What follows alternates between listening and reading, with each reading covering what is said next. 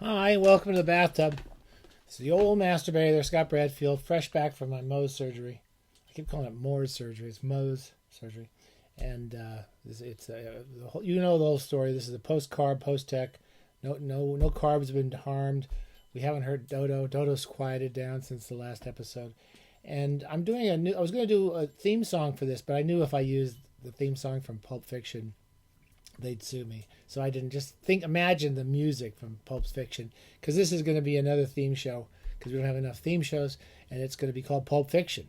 And basically, I never read a lot of Pulp Fiction when I was a kid. I have to admit, I really didn't read. I didn't as a kid. I didn't read. What's it? I've got them all now. The Doc Savage books, and I didn't read hardly much Edgar Rice Burroughs. We talked about him a while back. But as I'm getting older, I figure I should try to read everything I always wanted to read. And so what I've done today, what I've done the past few weeks, I've been reading these kind of slowly. I've been reading lots of different books and bits and pieces.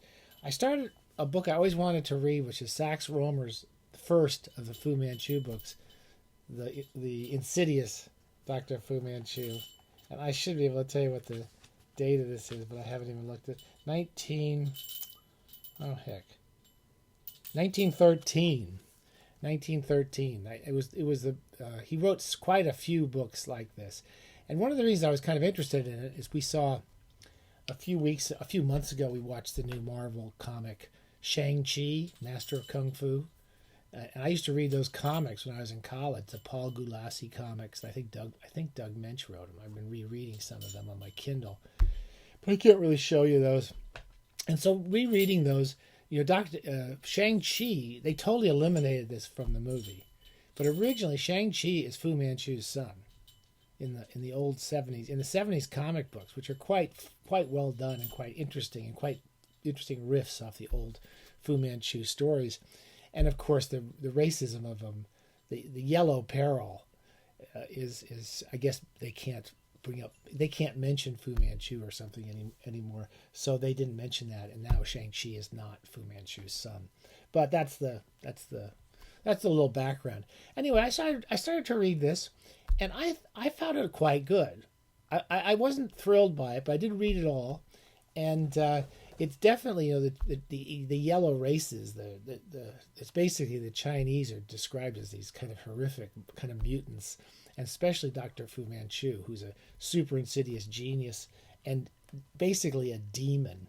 And there's these two characters who are also in the early Shang-Chi books, which is, I forget their names already. One's Dr. Nayland Smith, and then there's another one. There's two of them, Dr. Dillon. And they're two adventurers and two smart guys who try to stop Fu Manchu from destroying the world. And Dr. Fu Manchu is basically the prototype for evil villains. And he's always creating huge conspiracies to kill people. Near the end of the book, he creates some funguses and some mushrooms that he wants to set off and destroy the white races and take over New York or something like that. Most of the stories are set in London, which is also kind of fun since this is my old hometown. There's a picture of Sax Rohmer when he became famous on the back cover, dressed up in some weird Chinese outfit. And the descriptions, whenever Fu Manchu comes up, so there's basically this. What's interesting about this book is it reminds me a little bit of Arthur Conan Doyle. It's not as good, but it's not a novel so much as a series of stories. And I suspect that they were originally published as short stories. And it's basically it's a 20, 30 page thing where somebody tries to murder some prominent figure who's usually because he's trying to hurt Fu Manchu or something, and he sends monkeys after them and different types of creatures, and he sends his thuggies and all these different killers, and he comes up with all these sort of diabolical, chemical weapons and so forth, and they're always getting caught. So every 20 or 30 pages, they almost catch Fu Manchu and he gets away, and then every 50 or 60 pages. Fu Manchu captures Nayland Smith and the other guy, and he ties him up and threatens to kill him. And then usually a beautiful Chinese girl, but I forget what she's. There's something about the race that I forget where she's actually from, but she's some beautiful Asian woman a young beautiful woman who comes and saves them. all the time, and she's the slave of Fumanchu. It's just totally preposterous and ridiculous, but kind of fun. And a lot of the stories are pretty absorbing. I lost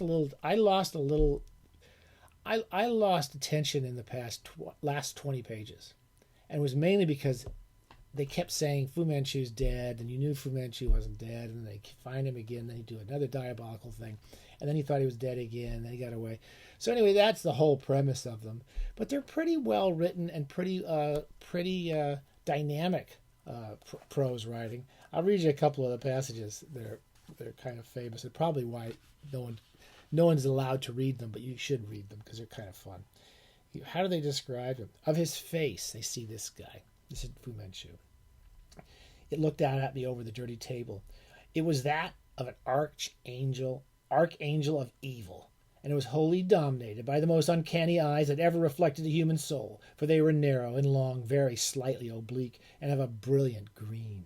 But their unique horror lay in a certain filminess, which, obscuring them as I threw wide the door, seemed to lift as I actually passed the threshold, revealing the eyes in all their brilliant iridescence. There's lots of this kind of Lovecraftian prose where when it comes to the bad guys. There's another one that comes along here. Nayland Smith. Here's just one more little passage of how they describe Dr. Fumanchu. The face of Dr. Fumanchu rarely had been absent from my dreams day or night.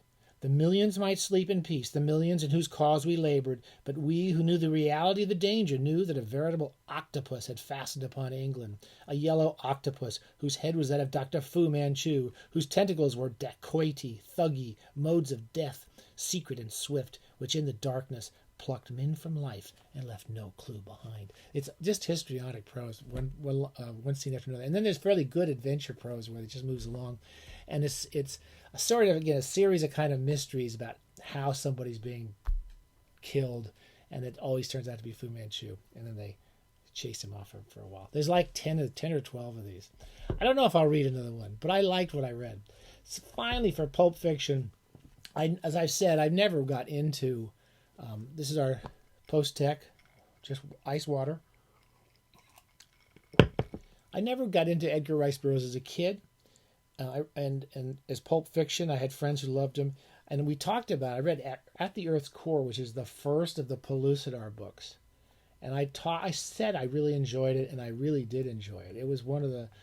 I've been told it's one of the Pelucidar books are considered some of Burroughs' best novels. It's about going into the center of the earth, and there's a hole in the planet there. How that happens, I don't know. And somehow, but there's a lot of other interesting ideas, such as when you go into the center of the earth, time has its own fluidity.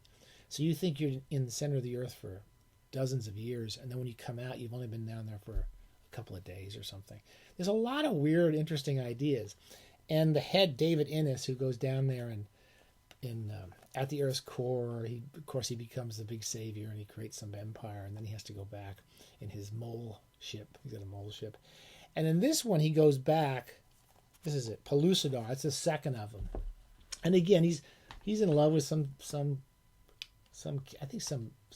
princess of this princess of the natives, and of course they all love him, and they all love him, and in this one he has to go back and save her over and over again. And even though it's this huge planet, people are constantly running into each other. So it's supposed to be bigger than our planet. I guess that makes sense because it's the inside of the orange, so it's got more space on it. I don't know. And there'll be like millions and millions of miles of space, and they keep running into each other. Like him and his old buddy run into each other, and he runs into his girlfriend. And every time they turn around, they see the other guy. It's totally preposterous, but really great fun and really interesting. And I will probably continue reading these, especially when I've got other stuff in my mind. I just want to read some kind of ridiculous comic, silly. Pulp Fiction. So Pulp Fiction, there you go. And when you enjoy the Shang-Chi movie, which is fun, you got to remember Fumanchu, and it's definitely worth checking out. And these are really much more. This is really fun novel. I think at the third one, I bought the third one, Back to the Stone Age. I think that's the third in the series, but I'm not sure. Don't quote me on that. Never quote a masturbator ever. Don't quote him. Happy bathing. We'll see you soon.